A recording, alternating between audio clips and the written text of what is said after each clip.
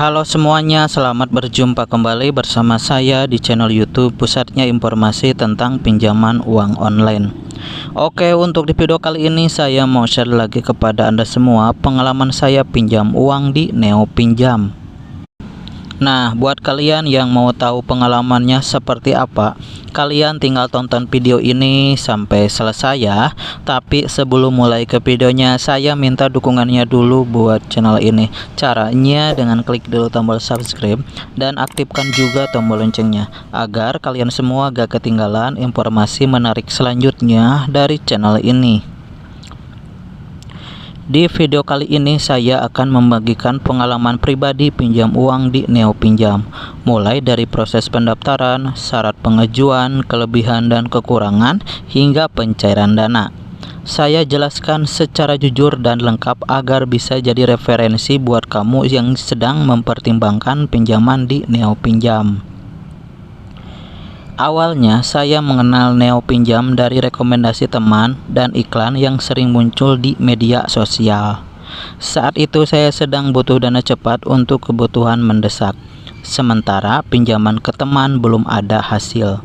Akhirnya saya memutuskan mencoba mengajukan pinjaman di Neo Pinjam. Proses pendaftarannya cukup mudah. Saya hanya perlu mengisi data diri, mengunggah KTP, dan mengikuti langkah verifikasi yang diminta aplikasi.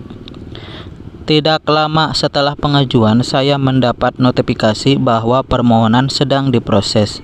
Jujur, di tahap ini saya agak was-was karena banyak cerita pinjol di luar sana. Beberapa waktu kemudian pengajuan saya disetujui. Limit yang diberikan memang tidak terlalu besar, tapi cukup membantu.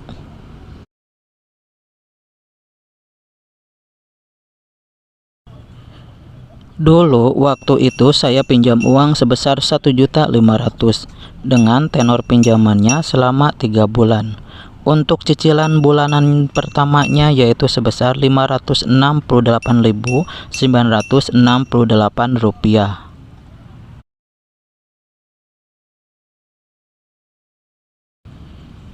Dana juga masuk ke rekening sesuai estimasi waktu yang tertera di aplikasi. Dari sisi pencairan, menurut saya Neo Pinjam cukup cepat. Namun ada hal yang perlu diperhatikan. Bunga dan tenor harus benar-benar dipahami sejak awal. Jika tidak teliti, total pengembalian bisa terasa lebih besar dari pinjaman awal. Untungnya di aplikasi Neo Pinjam, informasi cicilan dan tanggal jatuh tempo cukup jelas. Selama masa pinjaman saya berusaha membayar tepat waktu agar tidak terkena denda atau penagihan. Selama saya disiplin membayar, tidak ada masalah berarti. Notifikasi pengingat juga cukup membantu agar tidak lupa jatuh tempo.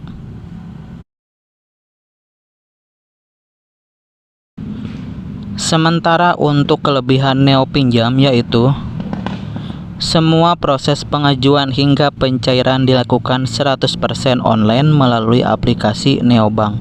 Kamu tidak perlu datang ke kantor cabang atau menyerahkan dokumen fisik.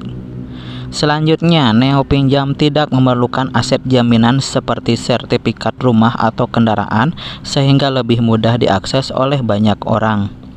Dan untuk proses verifikasi dan pencairan dana bisa terjadi dalam waktu cepat, umumnya dalam 1x24 jam setelah pengajuan disetujui. Untuk bunga pinjaman yang ditawarkan secara flat mulai sekitar 0,06 sampai 0,089% per hari, tergantung tenor dan kebijakan bank, dan tidak ada biaya administrasi saat pencairan.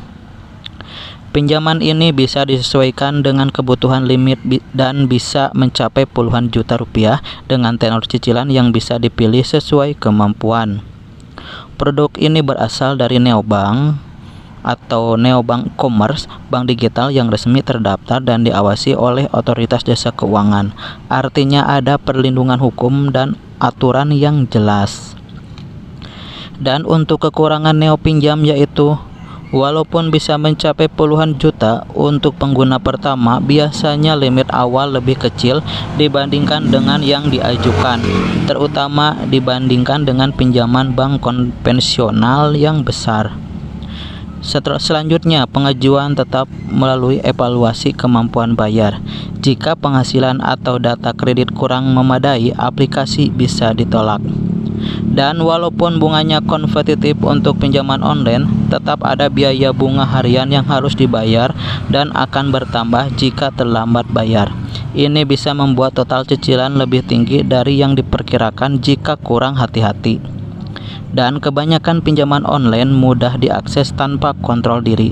Ada risiko meminjam lebih dari kemampuan bayar yang dapat berdampak pada kesehatan keuangan pribadi. Dari pengalaman saya, neo pinjam bisa jadi solusi darurat, tapi tetap harus digunakan dengan bijak. Pastikan hanya meminjam sesuai kemampuan bayar dan jangan menjadikan pinjol sebagai kebiasaan. Semoga pengalaman pinjam uang di neo pinjam ini bisa menjadi gambaran dan bahan pertimbangan buat teman-teman yang sedang mencari pinjaman online. Oke, demikianlah pengalaman saya mengenai meminjam uang di neo pinjam. Saya sarankan buat kalian sebelum memutuskan meminjam di aplikasi pinjaman online neo pinjam, sebaiknya baca dan pahami isi surat perjanjian secara keseluruhan. Nah, jika ada pertanyaan mengenai pengalaman saya meminjam di neo pinjam, silahkan tinggalkan komentar kalian di bawah video ini. Oke, semoga bermanfaat dan sampai berjumpa lagi di video berikutnya.